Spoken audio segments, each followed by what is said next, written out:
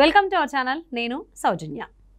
మళ్ళీ ఇండియాలో నోట్లు రద్దు కాబోతున్నాయా? ఇప్పుడున్నటువంటి 200 అలాగే 500 నోట్లు రద్దు కాబోతున్నాయా అంటే అవుననేటువంటి సమాధానం వినిపిస్తుంది. ఎందుకు అనంటే రాబోయేటువంటి ఎన్నికల దృష్ట్యా చంద్రబాబు నాయుడు 200 నోట్లు అలాగే 500 నోట్లు ఖచ్చితంగా రద్దు చేయాలని చెప్పి డిమాండ్ చేస్తున్నట్లు అని వార్తలు వస్తున్నాయి. అసలు ఎందుకు చంద్రబాబు నాయుడు ఇలా డిమాండ్ చేస్తున్నారు? మరి దీనికి సంబంధించి మోదీ కానీ అమిత్ షా కానీ ఏ విధంగా స్పందించేటువంటి అవకాశం ఉంది? ఈ అంశానికి సంబంధించి మనతో మాట్లాడడానికి, వారి విశ్లేషణని మనతో పంచుకోవడానికి ఈరోజు మనతో పాటు ఉన్నారు senior journalist, senior political analyst CS Rao garu ఉన్నారు. వారితో మాట్లాడదాం. నమస్తే సిఎస్ రావు గారు. నమస్తే. రాబోయేటువంటి ఎన్నికల దృష్ట్యా చంద్రబాబు నాయుడు 200 నోట్లు అలాగే 500 నోట్లు రద్దు చేయాలని మీరు డిమాండ్ చేస్తున్నారని వార్తలు వస్తున్నాయి. ఆయన ఎందుకు డిమాండ్ చేస్తున్నారు? దీనిపైన బీజేపీ పెద్దలు ప్రధాని మోదీ అలాగే అమిత్ షా ఏ విధంగా స్పందించేటువంటి అవకాశం ఉంది? సో ఒకటి ఏంటంటే నోట్ల రద్దు అనగానే మనకి గుర్తొచ్చేది రాత్రికి రాత్రే ప్రధానమంత్రి నరేంద్ర మోడీ మొత్తం నోట్లను రద్దు చేస్తూ ఒక నిర్ణయం తీసుకున్నాడు. అప్పట్లో 500 రూపాయల నోట్లు మొత్తాన్ని రద్దు చేస్తూ ఒక నిర్ణయం తీసుకుంటే అప్పుడు ఏమైంది అనేది ప్రజలందరికీ కూడా తెలుసు. ఆ తర్వాత నోట్ల రద్దు తర్వాత మనకు కనిపిస్తుంది ఏంటంటే డిజిటల్ ట్రాన్సాక్షన్స్ కనిపిస్తున్నాయి. దాదాపుగా ఇప్పుడు ఎక్కడ ఏ మారుమూలలో లేదా ఫుట్పాత్ వ్యాపారం చేసుకునే వాళ్ళు కూడా ఇవాళ డిజిటల్ పేమెంట్స్ అలౌ చేస్తున్నారు. డిజిటల్ పేమెంట్స్లోకి వెళ్ళిపోయారు ఆల్మోస్ట్ అందరూ. సో కరెన్సీ తోటి అవసరమే లేదు. సో ఎందుకు ఇదంతా చేశారు నరేంద్ర మోడీ అప్పట్లో అని అంటే బ్లాక్ మనీని తగ్గించడానికి, తర్వాత ఉగ్రవాదం తగ్గే అవకాశం ఉందని. అది అఫీషియల్గా ఉగ్రవాదం తగ్గేదానికి చెప్పకపోయినప్పుడు కూడా ఆయన అల్టిమేట్ గోల్ ఏంటంటే యాక్చువల్గా మనకి పాకిస్తాన్ భారతదేశం ప్రింట్ వేసేటువంటి డబ్బుల యొక్క ఆ పేపర్ ఉంటుంది కదా, కరెన్సీ పేపర్, ఆ కరెన్సీ పేపర్ ఒకటే, క్వాలిటీ ఒకటే, కంపెనీ ఒకటే, చైనా నుంచి తీసుకొస్తారు. సో కాబట్టి వీళ్ళు ఇండియన్ ఎకానమీని దెబ్బతీయటానికి పాకిస్తాన్ వాళ్ళు దొంగ నోట్లని ప్రింట్ చేసేసి డంప్ చేసేవాళ్ళు ఇండియాలోకి. ఆ డబ్బుల్ని కొంతమంది యువకులకి ఇచ్చేసి ఉగ్రవాదులుగా వాళ్ళని తయారు చేసేవాళ్ళు. దాంతో ఉగ్రవాదం పెరిగిపోయేది, టెర్రరిజం పెరిగిపోయి జమ్మూ కాశ్మీర్లో ఎప్పుడు ఎవరొకరు కొట్టుకోవడం, చంపుకోవడం ఇవే కనిపించేది. ఎప్పుడైతే నోట్ల రద్దు జరిగిందో ఆ రోజు నుంచి మనకి బోర్డర్లో, పాకిస్తాన్ ఇండియా బోర్డర్లో పెద్దగా ఉగ్రవాదాలకు సంబంధించినటువంటి హడావుడి తగ్గిపోయింది చాలా ఆల్మోస్ట్. ఇక 370 రద్దు చేసిన తర్వాత ఇక కంప్లీట్గా అసలు అక్కడ టెర్రరిజం అనేది చాలా వరకు కనిపించట్లేదు, ఇప్పుడు వినిపించట్లేదు కూడా. సరే ఒకటి అలా జరుగుతున్నాయి, వినిపించట్లేదు. అంటే నోట్ల రద్దు వల్ల జరిగినటువంటి ప్రయోజనాలు, ఇప్పుడు బ్లాక్ మనీ తగ్గిపోయింది అని చెబుతున్నారు. బట్ బ్లాక్ మనీ ఇప్పటికి కూడా ఉంది, ఇంకా తగ్గించేటువంటి ప్రయత్నం చేయాలి. బ్లాక్ మనీ ఎప్పుడు తగ్గుతుంది అంటే డిజిటల్ పేమెంట్స్ పెరగాలి. డిజిటల్ పేమెంట్స్ ఇప్పటికే పెరిగినాయి, కానీ బ్లాక్ మనీ మాత్రం పెరుగుతుంది. నిన్నగాక మొన్న వచ్చినటువంటి సర్వేలో ఏం చెప్పింది, భారతదేశ వ్యాప్తంగా 1% ఉన్నటువంటి కుబేరులు మొత్తం సంపదలో 40% షేర్ చేసుకుంటున్నారు అని. అంటే 40% సంపద 1% కుబేరుల దగ్గర ఉంది. మిగతా 60% సంపద 99% మంది ప్రజల సంబంధించింది. అంటే వీళ్ళు పెరిగిపోతున్నారు కుబేర్లు, అంటే బ్లాక్ మనీ పెరిగిపోతుంది. దీన్ని అరికట్టాలంటే ఏం చేయాలి? డిజిటల్ పేమెంట్లు పెంచాలి, డిజిటల్ ట్రాన్సాక్షన్స్ మాత్రమే ఉండాలి. అది ఉండాలంటే ఏం చేయాలి? పెద్ద నోట్లు రద్దు చేయాలి. ఇప్పుడు ఆల్రెడీ 2000 రూపాయల నోట్లు ఆల్మోస్ట్ ఎక్కడ కనిపించట్లా. కానీ విచిత్రంగా విజయవాడలో నిన్న ఎన్నికల కోడ్ ఉంది కదా, ఇప్పుడు పోలీసులు తనిఖీ చేస్తే 1,60,00,000 ఒక కారులో పట్టుకుంటే మొత్తం 2000 రూపాయల నోట్లే, మొత్తం 2000 రూపాయల నోట్లే. రద్దు చేసినంత వాటిని ఏం చేసుకుంటారు? రద్దు చేయలేదు కదా, కంప్లీట్ రద్దు చేయలేదు, ప్రింటింగ్ ఆపేశారు. 2000 రూపాయలు రద్దు చేయలేదు, చెల్లదని చెప్పలేదు.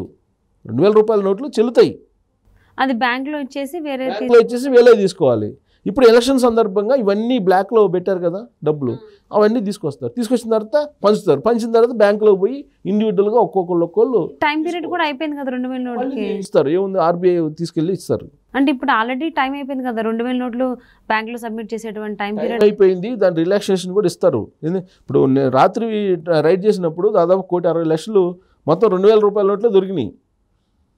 దానికి మళ్ళీ ఆర్బీఐ దగ్గరికి పోయి డైరెక్ట్గా మార్చుకునేటువంటి వెసులుబాటు ఉంది. ఓకే, కొన్ని కౌంటర్లు ఉన్నాయి. కానీ అప్పుడు 2000 రూపాయల నోట్లు రద్దు చేశారు సుమారుగా, అంటే ప్రింటింగ్ కూడా ఆపేశారు. అయితే ఇప్పుడు మార్కెట్లో ఉన్నాయి ఏంటి 500, 200, 100, 200, 100 ఉన్నాయి. అమెరికా లాంటి దేశాల్లో హయ్యెస్ట్ డెనామినేషన్ ఎంత? $100 అంతే. $100 హయ్యెస్ట్ డెనామినేషన్, తర్వాత ఉండదు. అక్కడ అందుకే నీకు డిజిటల్ పేమెంట్స్ ఎక్కువ ఉంటాయి. ఇక్కడ కూడా డిజిటల్ పేమెంట్స్ ఉంటేనే నీకు కరప్షన్ తగ్గిద్ది. ప్లస్ పొలిటికల్ కరప్షన్ ప్రధానంగా. ఇప్పుడు ఎన్నికల సందర్భంగా ఇన్ని కోట్లు పంచుతున్నారు, ఒక్కొక్కరికి పంచుతున్నారు కదా. సో ఇప్పుడు 2000 రూపాయల నోట్లు బయటకు వస్తున్నాయి. మరి అవి తీసుకుంటారా, పబ్లిక్ తీసుకోరా తెలియట్లా. దాని పీరియడ్ అయితే అయిపోయింది. ఇది బ్యాంకుల్లో తీసుకున్నటువంటి పీరియడ్ అయిపోయింది. కానీ ఆర్బీఐకి డైరెక్ట్గా పోయి ఇచ్చే తీసుకుంటారు. సో ఇప్పుడు ఈ డబ్బులు మాత్రం పట్టుకున్నారు, అది ఏం చేస్తారో తెలియదు. అది ఒకటైతే. 2, హవాలా బిజినెస్ జరుగుతుంది పెద్ద ఎత్తున. దేశవ్యాప్తంగా హవాలా బిజినెస్ జరుగుతుంది. అది ఎవరు చేస్తున్నారు? కొంతమంది పొలిటీషియన్స్ చేస్తున్నారు. ఆ కొంతమంది పొలిటీషియన్స్లో జగన్మోహన్ రెడ్డి లాంటి వాళ్ళు పెద్దగా ఎక్కువగా చేస్తున్నారు హవాలా బిజినెస్ అనేది చంద్రబాబు నాయుడు చేస్తున్న ఆరోపణ, ప్రధానమైన ఆరోపణ. ఇవాళ విజయవాడ A1 కన్వెన్షన్ సెంటర్లో ఆయన వర్క్షాప్లో మాట్లాడినటువంటి మాటలు ఏంటంటే, రాబోయేటువంటి రోజుల్లో 200 రూపాయలు అలాగే 500 రూపాయలు కనుక బ్యాన్ చేయకపోతే జగన్మోహన్ రెడ్డి లాంటి వాళ్ళు మొత్తం దేశ సంపదను దోసేసుకుంటారు. ఇప్పటికే జగన్మోహన్ రెడ్డి ఆంధ్రప్రదేశ్ సంపదను విదేశాలకు తరలిస్తున్నారని చెప్పి చంద్రబాబు నాయుడు చెప్తున్నారు. ఇవాళ ఇచ్చినటువంటి దిశానిర్దేశం అదే. జగన్మోహన్ రెడ్డి హవాలా బిజినెస్ పెద్ద ఎత్తున చేస్తూ ఉన్నారు అనేది ఆయన వ్యక్తపరిచినటువంటి అభిప్రాయం. జరుగుతుంటే డిజిటల్ పేమెంట్స్ జరుగుతుంటే ఒక ఆంధ్రప్రదేశ్లో మాత్రం కరెన్సీ ఇస్తేనే మద్యం అమ్ముతున్నారు. అంటే డిజిటల్ పేమెంట్స్కి అలౌ చేయట్లా, డబ్బులు ఇస్తేనే. మరి ఆ డబ్బులన్నీ ఎందుకు ఎక్కడికి పోతున్నాయి అని అంటే తాడేపల్లి ప్యాలెస్కి పోతున్నాయి మొత్తం డబ్బులు అని చెప్పి చంద్రబాబు నాయుడు చెప్తున్నారు.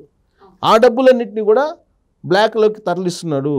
కాబట్టి రాష్ట్ర సంపదనంతటిని కూడా దేశాలు దాటిస్తున్నాడు. దేశాన్ని దాటిస్తూ హవాలా బిజినెస్ చేస్తున్నారు. కాబట్టి జగన్మోహన్ రెడ్డిని నిలువరించాలన్నా, జగన్మోహన్ రెడ్డిని కట్టడి చేయాలన్నా 200 రూపాయలు 500 రూపాయలని బ్యాన్ చేయాలి అని చెప్పి చెబుతున్నారు. ఈ 2 కనుక బ్యాన్ చేస్తే జగన్మోహన్ రెడ్డిని కట్టడి చేయగలము. లేదంటే ఆంధ్రప్రదేశ్ సంపదని విదేశాలకు తరలిస్తూనే ఉంటాడు అనేటువంటి విషయాన్ని ప్రజలకు చెప్పండి అని చెప్పి ఆయన తెలుగుదేశం పార్టీ క్యాడర్కి, లీడర్లకి ఒక దిశానిర్దేశం చేయడం జరిగింది. ఎందుకు ఆ విధంగా చేశాడంటే, ఇప్పుడు తాజాగా బయటకు వచ్చినటువంటి డ్రగ్స్ వ్యవహారం కానీ, ఆ తర్వాత ఈ సిండికేట్, ఇసుక సిండికేట్ కానీ, మద్యానికి సంబంధించినటువంటి స్కామ్ కానీ, ఇవన్నీ భూములకు సంబంధించిన స్కామ్ కానీ, ఇవన్నీ పరిశీలించిన తర్వాత చంద్రబాబు నాయుడు వచ్చినటువంటి ఒక అభిప్రాయానికి వచ్చాడు. ఏంటంటే రాష్ట్ర సంపద మొత్తం వెళ్ళిపోతుంది, లండన్కో లేకపోతే స్విట్జర్లాండ్కో సింగపూర్కో పంపిస్తున్నారు జగన్మోహన్ రెడ్డి. కాబట్టి ఇమీడియట్గా ఈ 200 రూపాయలు 500 రూపాయలు రద్దు చేయండి అని చెప్పి ఒక డిమాండ్ ఆయన చేస్తున్నారు. డిజిటల్ ఆల్రెడీ పేమెంట్స్ వెళ్ళిపోతున్నాయి. కాబట్టి ఈ బ్యాన్ చేస్తే జగన్మోహన్ రెడ్డి లాంటి వాళ్ళు హవాలా బిజినెస్ తగ్గిస్తారు, లేదంటే హవాలా బిజినెస్ కంటిన్యూ అవుతుంది. ఈ విషయాన్ని నరేంద్ర మోడీకి కూడా చెప్పాను అనేటువంటి విషయం కూడా ఆయన చెప్పారు క్యాడర్కి. సో రాబోయేటువంటి రోజుల్లో కూడా కూటమి కాబట్టి, కూటమిలో తీసుకున్నటువంటి డెసిషన్స్, ఇప్పుడు డబుల్ ఇంజిన్ సర్కార్ కనుక ఏర్పడితే డెఫినెట్గా చంద్రబాబు నాయుడు ఇదే అంశాన్ని నరేంద్ర మోడీ దగ్గర ప్రజెంట్ చేసి రాబోయేటువంటి రోజుల్లో ఈ కరెన్సీని రద్దు చేసేటువంటి ప్రయత్నం కూడా ఆయన చేసే అవకాశం ఉంది. అట్లీస్ట్ 200 రూపాయల నోటు కాకపోయినా 500 రూపాయల నోటును అయితే రద్దు చేయించేటువంటి అవకాశం అయితే ఉందని చెప్పి మనం అనుకోవచ్చు. సో మరి రాబోయేటువంటి రోజుల్లో ఈ నోట్ల రద్దు మళ్ళీ తెరపైకి వచ్చేటువంటి అవకాశం ఉందా ఎన్నికలు ఉన్నటువంటి నేపథ్యంలో? మరి మోదీ, అమిత్ షా ఎలాంటి నిర్ణయం తీసుకుంటారనేది చూద్దామండి నోట్ల రద్దుకు సంబంధించి. And thank you so much for spending your valuable time with us. Thank you.